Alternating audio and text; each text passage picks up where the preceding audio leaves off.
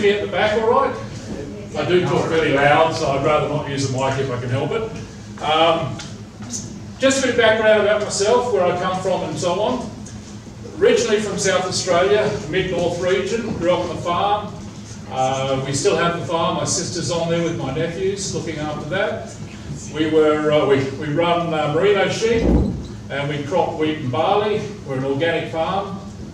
We do malting barley. We sell a lot of barley to the boutique breweries around South Australia. So that's the background. I spent nearly 15 years as a shearer throughout the mid-north, shearer and cruncher. And because of my size, I used to do a lot of shearing for the studs like Collinsville, Springvale, Bungaree, Greenfields, Willinger Leach, if you know these studs, merino studs. And they used to even get me to do the blade shearing of the show rams. It's a little trick to keep a little extra length on the staple before you show them. So I used to do that sort of work. After that, when my nephew was old enough and I decided to move on, I moved overseas to Canada. I went over to Calgary for the Winter Olympics in 1988, working as a bodyguard for the diplomats and dignitaries that were attending the Olympic Games, or the Winter Olympics. After that finished, the company I was working for sponsored me to stay in Canada, and I stayed on as a bodyguard, working in the entertainment industry, looking after various singers and actors in various films and so forth. During one of the jobs that I had, I got shot in the knee and put me out of action for a little while. And during that time I was out of action, I thought maybe I can't bodyguard anymore, maybe I need to look at something else. And so, because I come from an organic background, I've always been into natural healing, natural health products and so forth. So I started marketing for some companies over in Canada and the US, their nutritional products that I liked that were natural. And during my recovery, I was taking natural products, not chemical ones. Anyway, over the years, my background has been in developing and trying to develop the best quality natural products, organic where possible, certified organic, hopefully. And so that's what we've done. And I partnered up with a gentleman by the name of Mike Silver. Mike Silver is based out of Rhode Island. And he and I formed this company nearly 17 years ago. So we're not a new company. And over those 17 years, we've developed quite a range of products. And what we've done from there is that during those years, we've actually started associating ourselves with other manufacturers and other companies. We've either bought them out or we've partnered with them. And that's brought us to where we are today, where in Australia, and we are international. I spent many years living in Poland. I still have a place in Poland, that's one of my homes. So Poland is one of my bases. But what we did was we developed this business and we ended up with multiple companies or divisions of our business scattered around Australia. And that's where we are right now. The problem we've got is that we have our capsulating and tabulating, where we make tablets and capsules for nutritional products, organic. That's located in Brendale in the north side of Brisbane. Our superfoods, where we do things like your Kakadu plum, wild rosella, Tasmanian pepperberry, quandongs and so forth, that's based in Kingsgrove in New South Wales.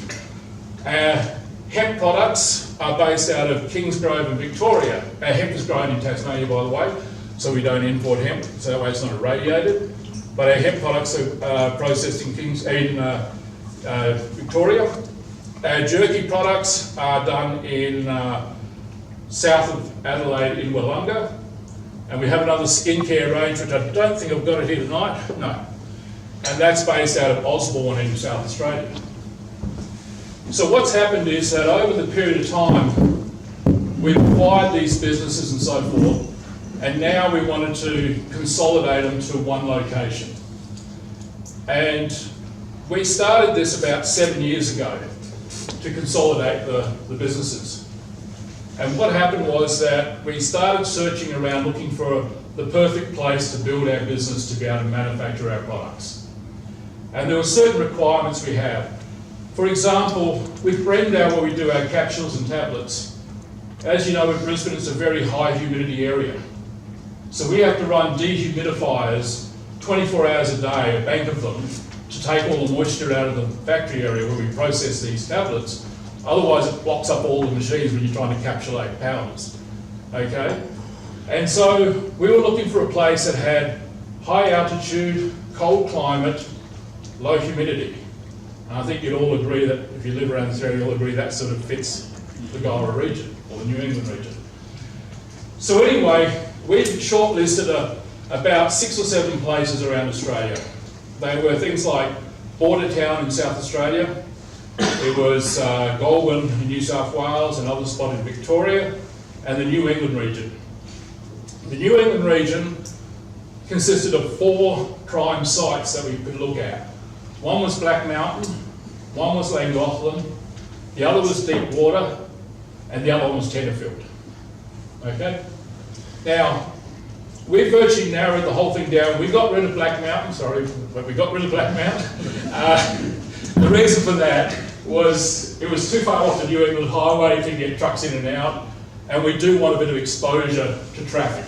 We want people to be driving past and seeing our facility. Our facility does have a showroom, and it does have a shop. So we'd like to have it where people can see what we're doing, what we have, and hopefully purchase some things as they're driving by. So Black Mountain went. Deepwater also went because we do require rail access, and to upgrade the line from Armidale to Deepwater was too far. It was too expensive. So it narrowed it down. We got rid of Goulburn and a few other places. We're down to 3 choices.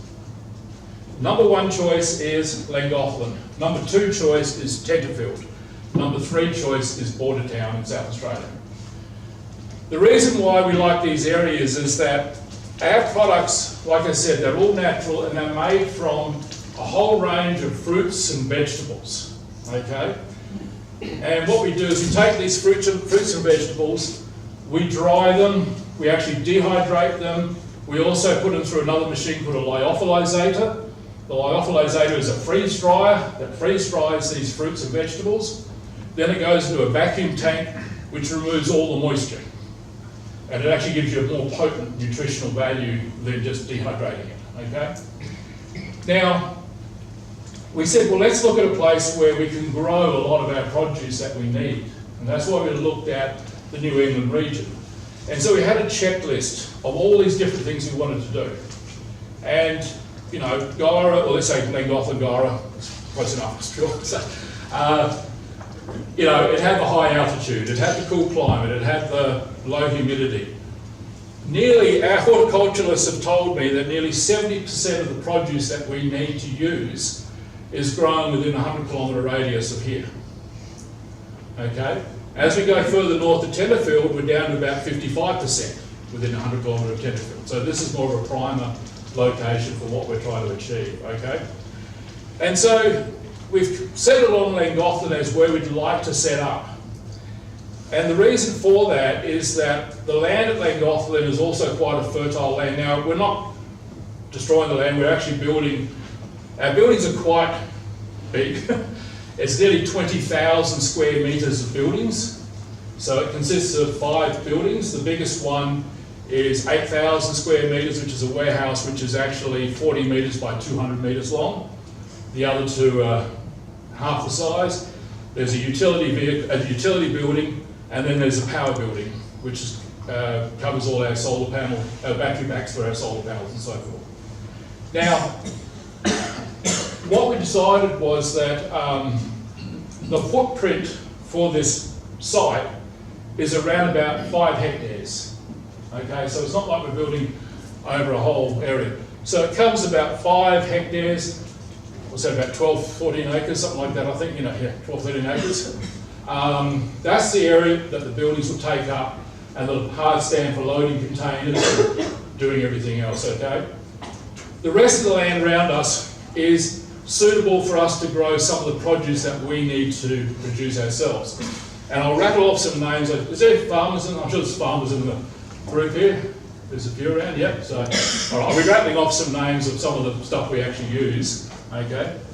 But the other reason for Llangothlin is that the other problem we ran into Brendale in the north side was not only the dehumidifying, or the humidity levels, was the fact that that site is certified organic and it's listed with the TGA.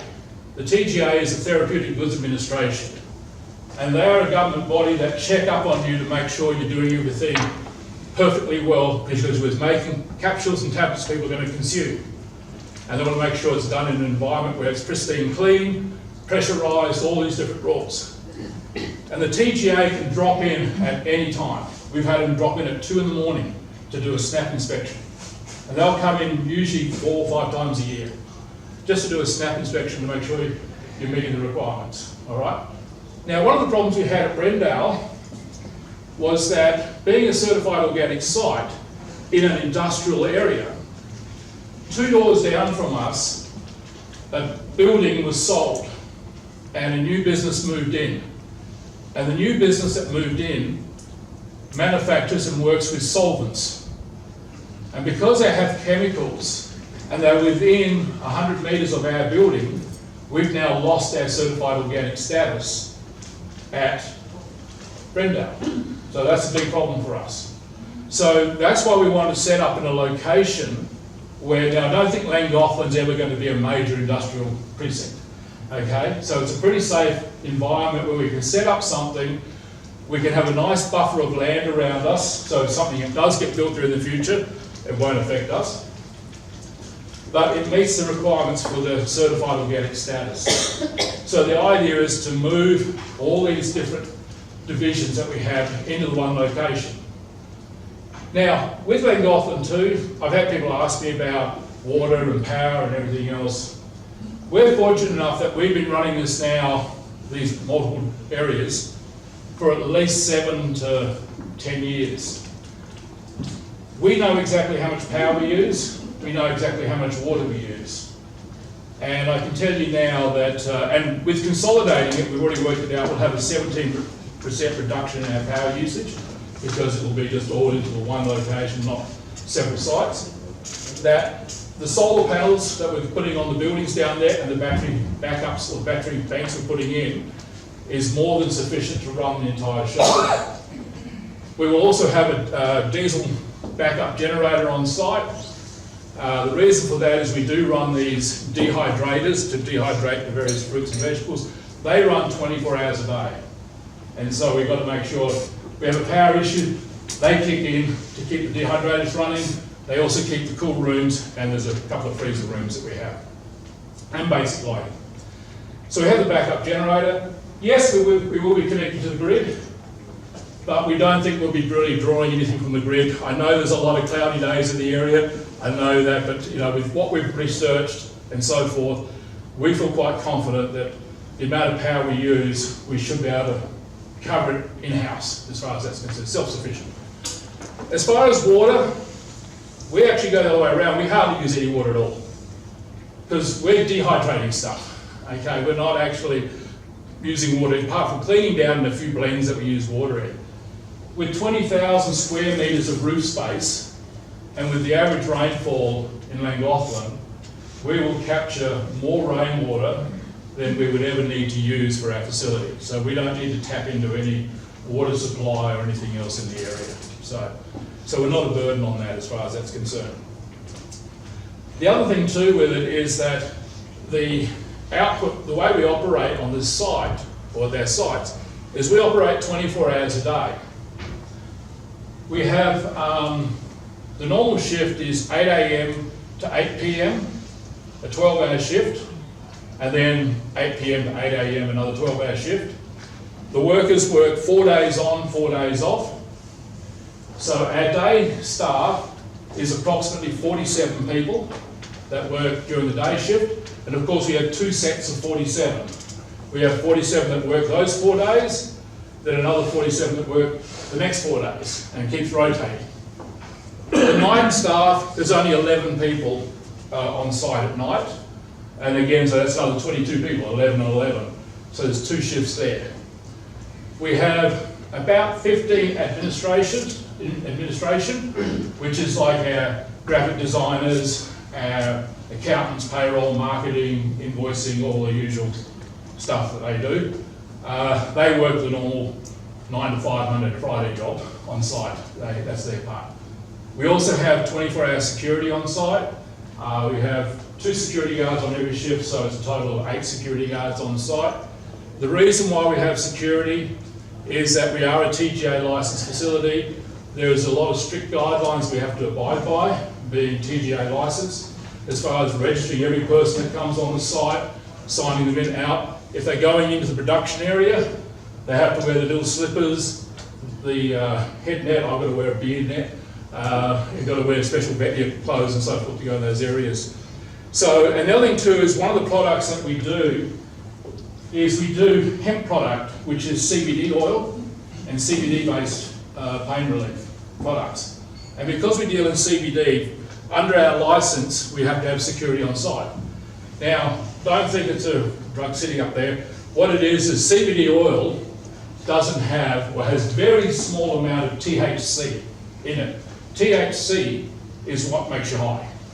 And the hemp that we use doesn't have that spread out of it, but it might have a very small trace, but you'd have to consume so much to even get any effect. Okay. But because it is a CBD oil, and because it is a hemp product, under the licensing for us to process it, we have to have security on site. So that gives you an idea. So it's around 126 or 27 people on the books. We are losing a few of our staff when we consolidate. Not so they're leaving, but just simply because by consolidating we're saving a bit on staff. But we'll be more efficient in this location, so we're looking at expanding and most probably going up to about 150 in the coming years. It'll grow out to about 150 staff on site to do that. Now, the other thing too with this is we're fortunate enough, we've been doing this long enough that a lot of the people that work with us in the different locations are like family to us, and quite a few of them are moving with us. So of the 120 odd people working, roughly 30 of them are coming with us. So when we move to this location, they'll move into the area as well. And I know some of the people are asking me, but I know those few families have something like 38 or 39 children as well, which is school age, which is good for the community as well, I know. Now, don't worry about taking over the area, because what happens is this building, this site that we're looking at, our builders are a company called Integra from Swan Hill. You can check them out. They've done some building up in Tenterfield, they've done some buildings in other areas. They are our builders. They said for them to build everything we need on site, it's an 18-month build. Okay?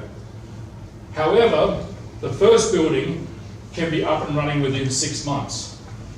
So we can get the first building in and up and operational, and that will bring a few people in and local people that will be employed to work in that little section. And then as the buildings get done, we start shutting down the other locations and bringing those other people in. So that gives time for those that want to move to the area, maybe a year or more, to find some land or buy a house or build a house or do whatever they're going to do if they're moving into the district, okay? I'm sure a lot of the staff that we'll have will come from Glen Innes, Guyra, maybe Armidale, and some of the surrounding areas. I mean, it's, I'm sure there'll be people from surrounding districts to work there as well. With the development here, one of the things that we required was rail access, and I know that can be a contentious issue around this area, so I'm not pro or for anything, I'm just telling you what we're doing and what we need and whether that can be provided to us. The reason why we need rail access is this: we can push out up to 60 40-foot containers a week of product, okay? It could be as little as 20 containers a week or up to 60 containers a week. Now, we're doing a deal at the moment, or a preliminary deal, subject to this all moving forward here, with Cube Transport in Tamworth. They've just built a new intermodal site in West Tamworth. I had a meeting with them just a couple of days ago. Since they built that intermodal, it's just expanded. It started off as 1 train a week. They're now running trains Monday, Wednesday, Fridays, 30 wagons. And they're now looking at a 4th day. They said so many people are coming out of the woodwork saying, look, I've got containers, can I get them sent to you here and pick them up, or can I drop them here for you to take on to wherever they've got to go? What my plan is for us to run a shuttle train from Llangothlin to West Tamworth, to the intermodal. So the idea is the train would be in Llangothlin, it'll hold 20 40-foot wagons, 40-foot containers, it'll travel from Llangothlin down to Tamworth, offload its containers, onload 20 more containers to bring back up. The 20 containers coming back up, roughly 15 of them are empty, because they're coming back up to replace the ones we just sent down full. So we just need to get new containers in all the time, extra containers in. And roughly 5 of the containers, on average, will have product in it. It could be a pallet, it could be a container full of pallets to be for pallet stacking. It could be, you know, cartons of canisters like these, or bottles like these ones. You know, it could be whatever. And also some of the raw produce that we bring in. I mean, I'm sure you're all very good farmers in the area, but I don't think any of you can grow pineapples. So we use a lot of pineapples. And so they get brought in, okay, and they'd have to come in by container. The other thing, like our superfoods, the Kakadu plum. Our Kakadu plum comes from the Kimberley region. And that Kakadu plum goes by truck to Perth, and then by rail from Perth to Sydney, then to the facility at Kingsgrove. In the future, it will go from Perth to Llangothlin, or to Tamworth, and then us taking up to Llangothlin. Now, a lot of people have asked me about why not just put it on the truck. Well, I'll go back one more question, because there was another question I had asked earlier on. You know, why not Armidale? Why not build down there? Well, some of the reasons were the climate. It is warmer in Armidale than here, as you know. The humidity is not too bad. There's not as much can be grown in the area as up in this area as well, okay? And finding a site down there, like I met with Sam Copeland a few times, and he was offering me a deal to go into their industrial estate down there. And I tried to explain to him about what happened in Brendale. We can't be in an industrial estate because we don't know who our neighbours are going to end up being. And because we're certified organic, we've got to be isolated. Okay? And I know Shane, he was kind enough to show us the new development you're looking at in Guyra. That was great, it looked really good. And we even looked at some of the blocks and said, well, that section we could fit in there quite comfortably. But the problem again was, who's our neighbours going to be? So that's hence the reason we're looking to go just a little bit further out and isolating ourselves to an area like Llangothlin. Now, getting back to the transport side, why trucks, or why trains over trucks? It's the logistics of it. When you're dealing with a company like Cube or with an intermodal site, they want all the containers brought down, dropped off, so when their train comes in, they can just put them on, send it out, put the empty ones on and bring the train back up. They want it all done instantly. For us to do that with trucks, the New England, excuse me, I'm get thirsty.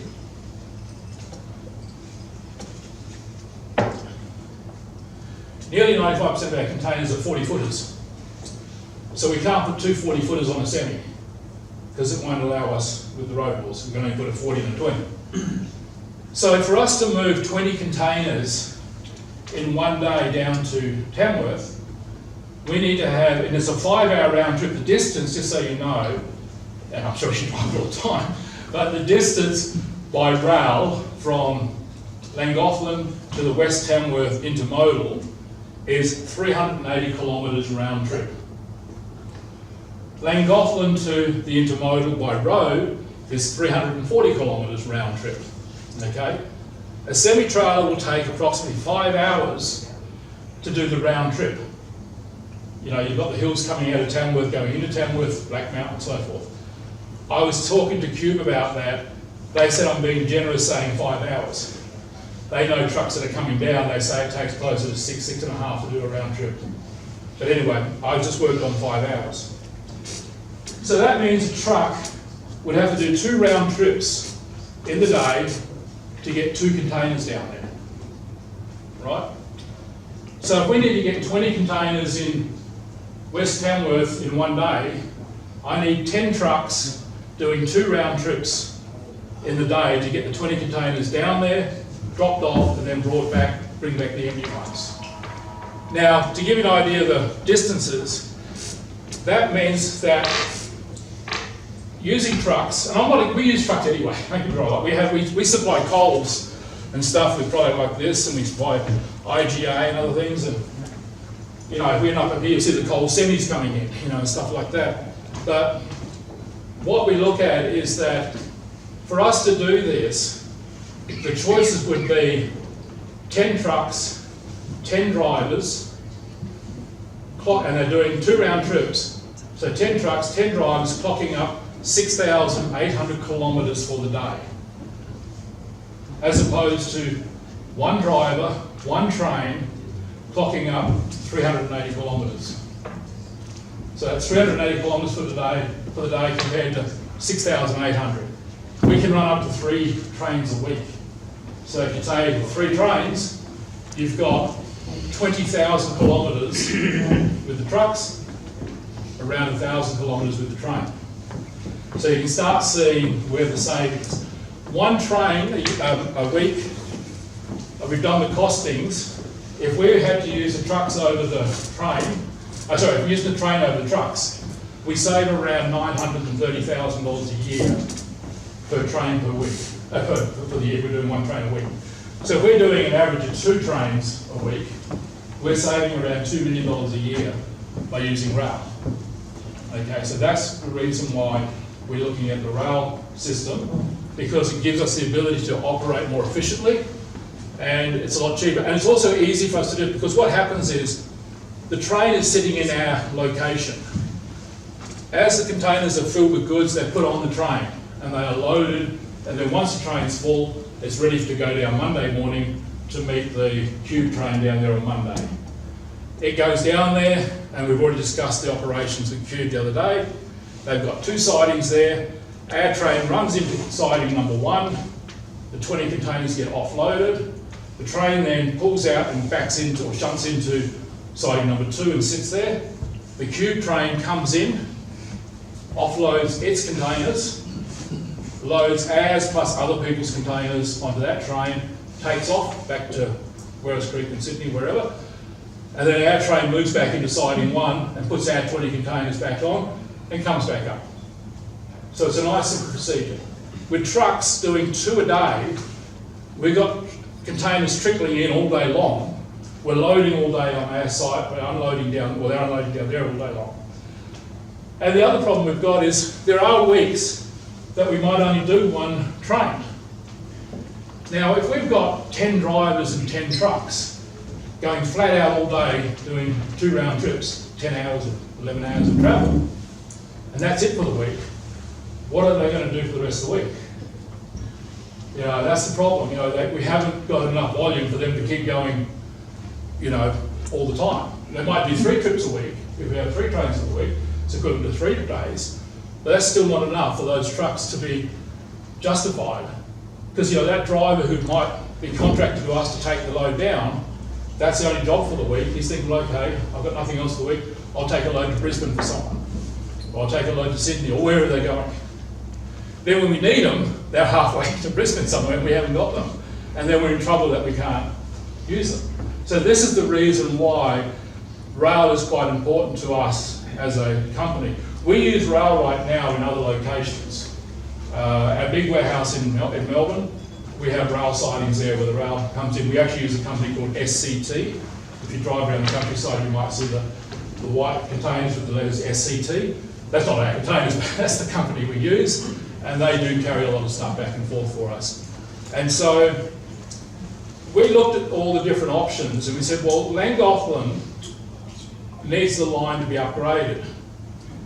And we sat down and worked it out. We're very fortunate for the fact that the line from Armidale north to Deepwater actually was upgraded many years ago, ready for I think it was a coal mine or something in Deepwater, or some sort of mine that was going to go into Deepwater quite a few years back. Never went ahead, but the line was upgraded. So the rails that are sitting on the ground are heavy 47 kilo rail nearly fully welded, good to go, hardly been used. So the rails are actually quite good. We have really 98, I think the engineer said like 98, 99% of the rails are good to go. We might only need to replace a few bits here and there. So the rail cost was low. The other thing too is our train running back and forth to Tamworth. It's not a 1.5 kilometre long freight train, super freight doing 115 kilometres an hour. It's just a 300 metre long train with 20 containers on it, doing about 50 kilometres an hour from here to Armidale. Then it picks up the pace a little bit once it gets to Armidale. So what we're doing is, we've had it costed out to bring the track up to what is called fit for purpose. And fit for purpose means that we can operate on it. With a speed restriction, we don't have a huge ton axle load.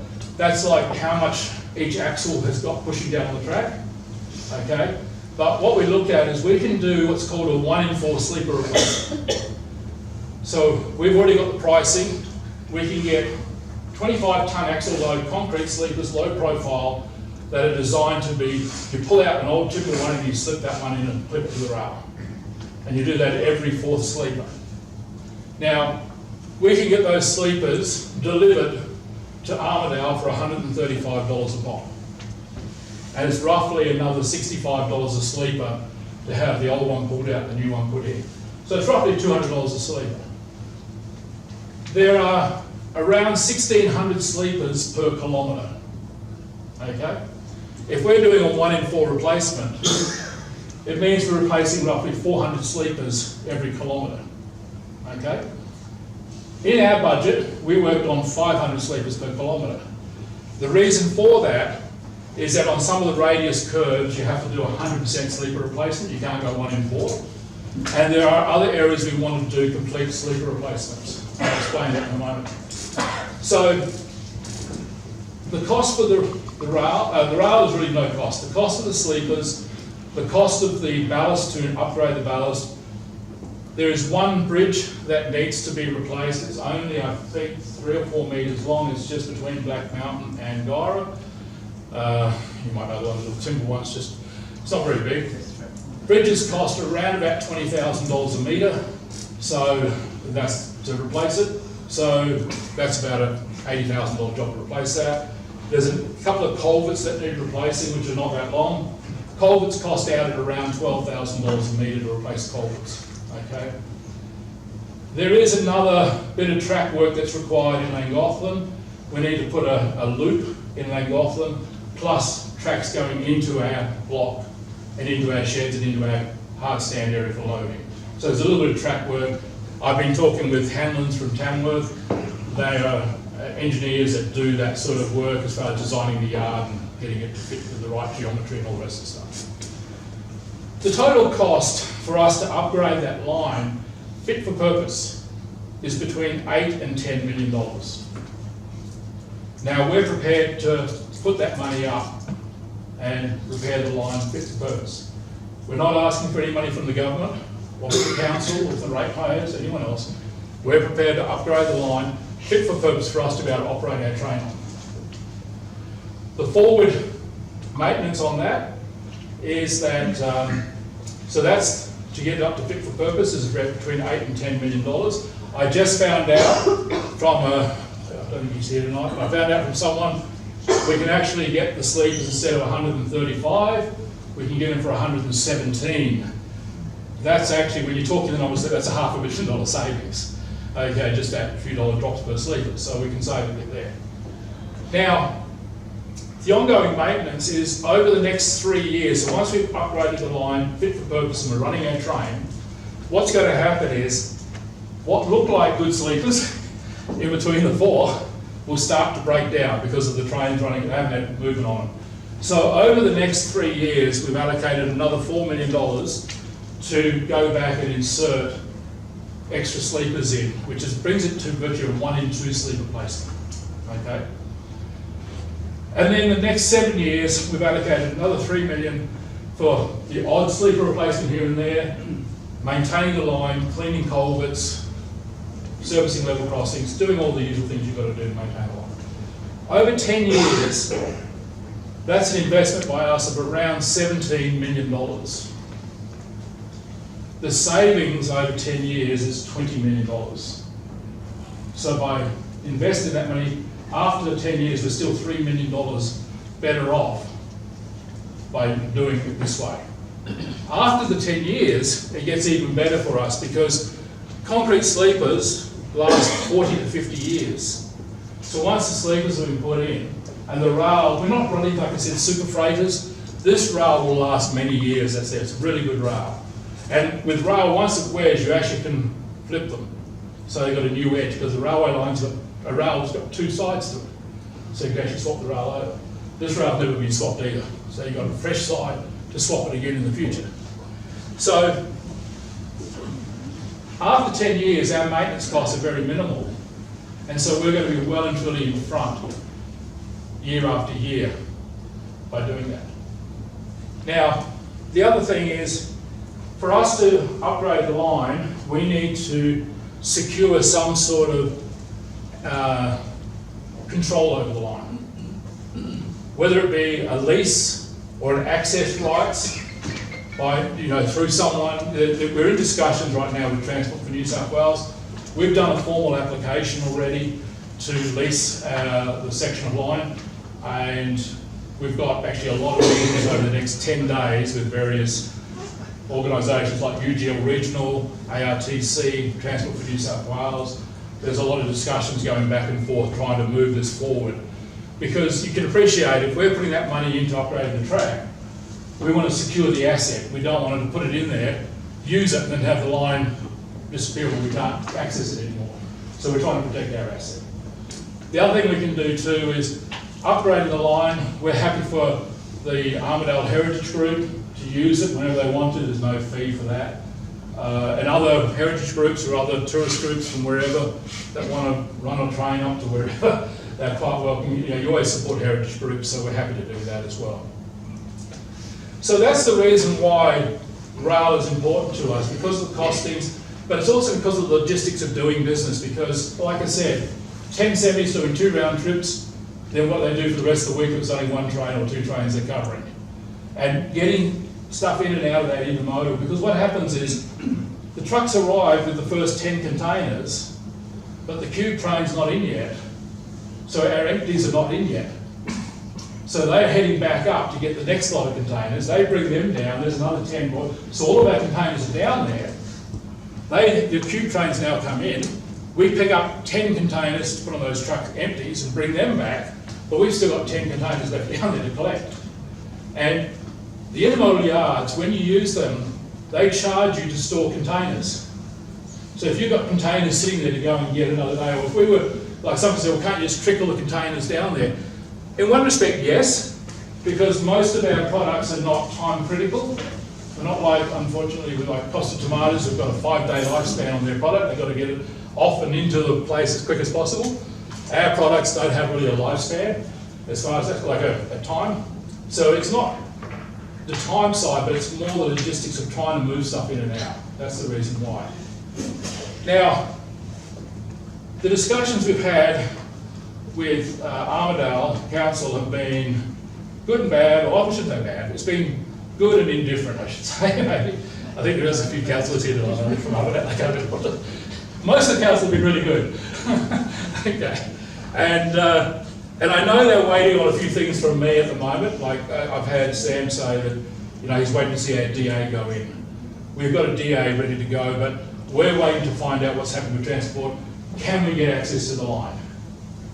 Because we've actually still got all 3 options. We've got 3 DAs ready to submit. We've got a DA ready to submit here, or in Armidale.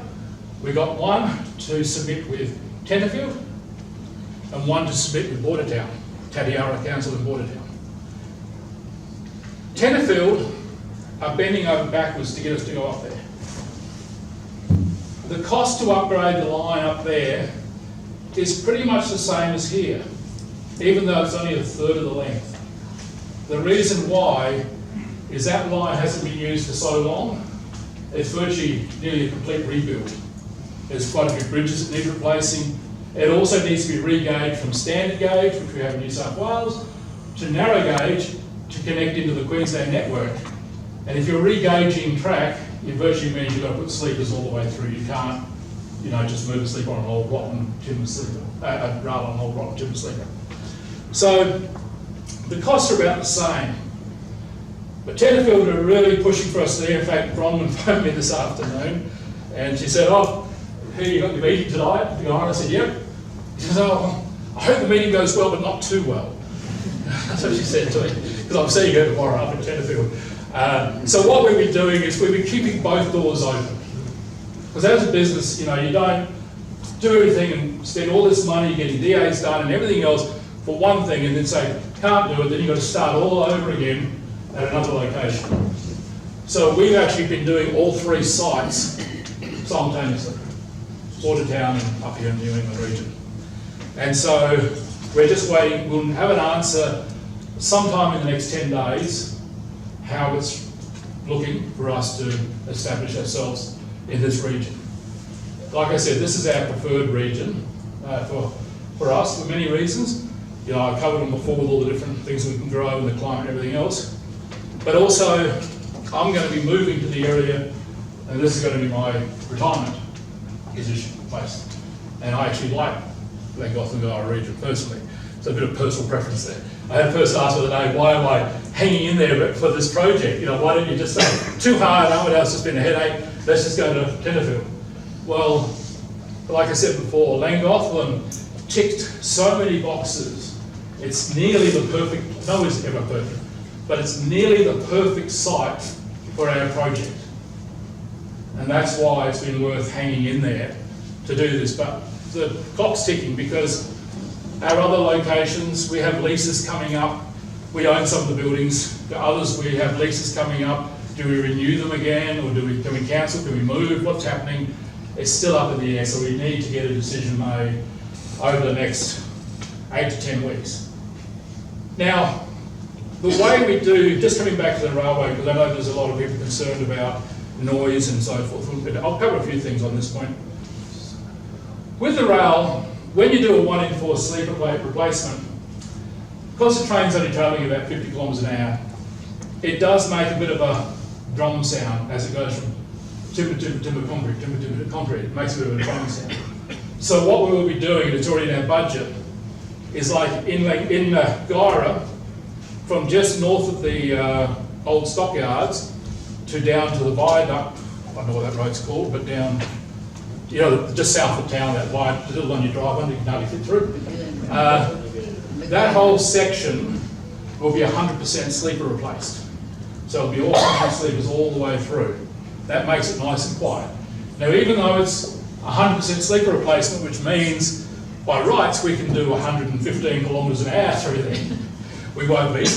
We're actually speed restricted to 40 through Guyra because the main section, in fact, that's over there, isn't it? Yeah. The main section is not fenced and it's within the town limits.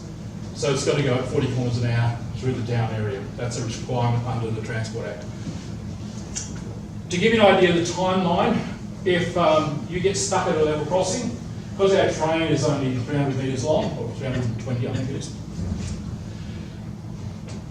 on all the level crossings, it'll take roughly 32 seconds for the train to pass at 50 kilometres an hour. If you're stuck at either of the Guyra crossings, you'll have to wait 38 seconds for the train to go past at 40 kilometres an hour. So that gives you an idea. The other thing we're doing is, in Black Mountain, there's about a 1 kilometre strip that will be fully replaced for noise reasons, so it stops that drumming sound. And if we're within 100 metres of any home, there'll be a block of completely concrete sleepers in that area again, so that there's no reduces the noise. But if you think of it, if you live near the railway line, you think, oh, train's coming back, it's going to be a headache for me. You think of it this way. At 50 kilometres an hour, the train travels at 10 metres per second, roughly. So if the train's 300 metres long, it's going to take roughly 30 seconds for the train to go past your property. Now, if we're doing 3 trains for the week, that's 3 trains down, 3 trains back. Each one 30 seconds. So what we're going to do is we're going to create noise for you for 3 minutes a week. And our trains run during the day. We're not like the major freights running overnight. We don't need to do that. We actually leave, the timing's already been worked out. We leave Llangothlin virtually just prior to the passenger train leaving Armidale, so that when we get into Armidale, the passenger train's already nearly to Tamworth. So we follow it down, and at Tamworth we shoot off to the intermodal. Now, depending on loading and unloading times, we should be able to pull back out and be back out beyond Armidale before the passenger train comes back up. But the beauty about the train being only 320 metres long, there's 3 passing loops between Tamworth and Armidale, and our train will fit in all 3 of them. So if we do run fail on the passenger train, we will just be directed into one of the siding, into one of the loops, to sit while the passenger train goes past, and we pull out and continue on. That's my little cue, so I don't talk too long. So anyway, that gives you an idea of where we're at. I just want to touch quickly on the products. We have over 300 lines in our range. We don't do a lot of selling to the public. We're actually manufacturers that we supply a lot of other companies. Either we make their product under license for them. So if you go to the local chemist in town, or the health food shops in Armidale, whatever, some of those products you buy could well be our product under their label when we make it. Or we supply a lot of the ingredients for them. There's stuff on the table here. We have essential oils. This is my specialty personally.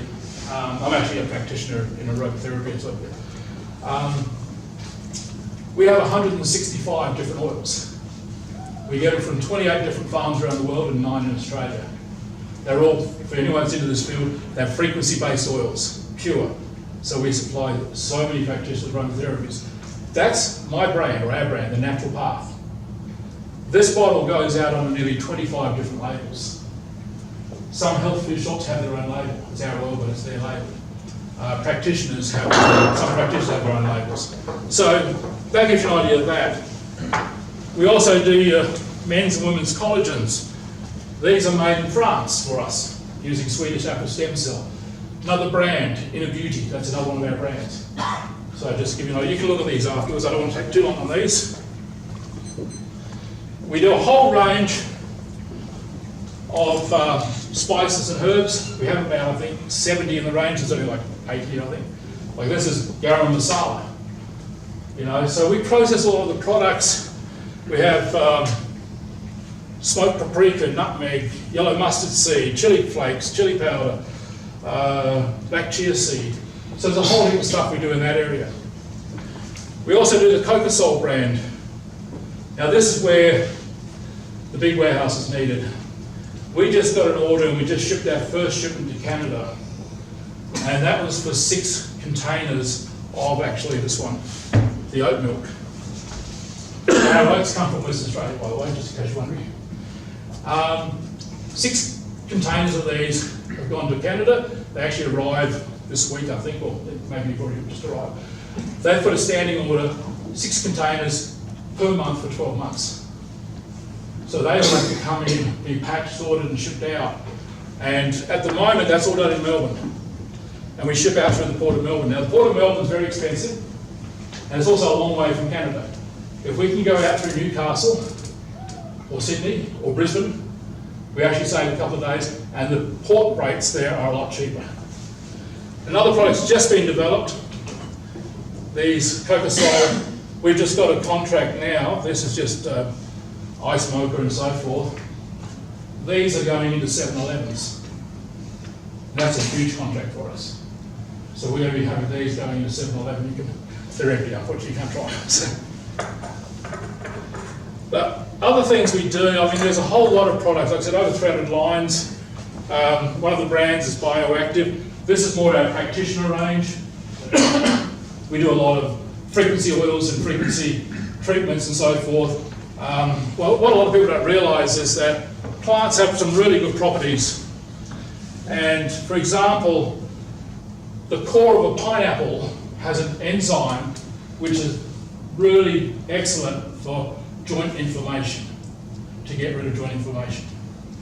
So what we do is we take the core of the pineapple, we dry it, crush it, and then blend it with a few other ingredients, put it in a capsule, and people, that's our arthritic or muscular product. People take that. That again is out in several different brands as well. The company also has a few other divisions. We have, again, back to the days when I was doing bodyguarding, I was investing in film and television. I still do that, but now we've set up a division of our company called Global Entertainment Productions, and we produce film, television, music and books. This is like a book we published. Now what's happening at our site in Llangothlin, our printing equipment will be moving down to Llangothlin.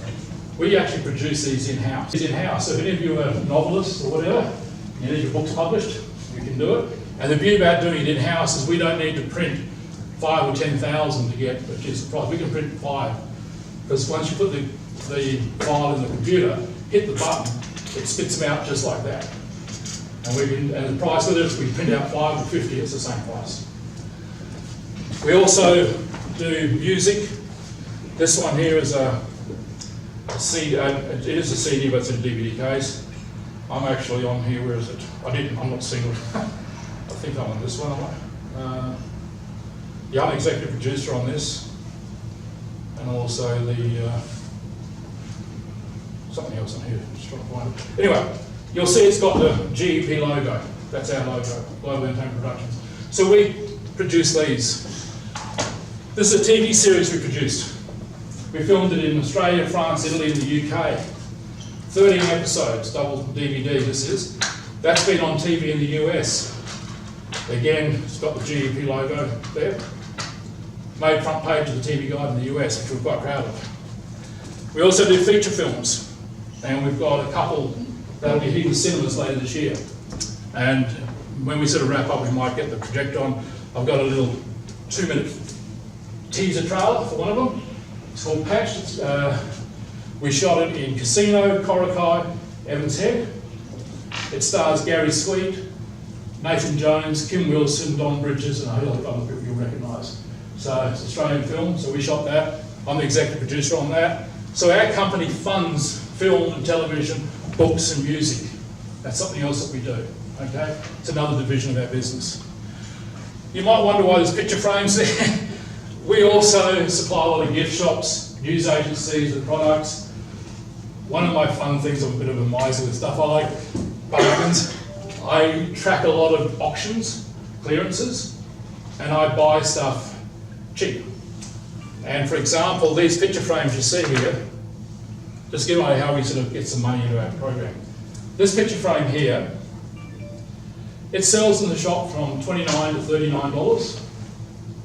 We wholesale it for $7 to the shops.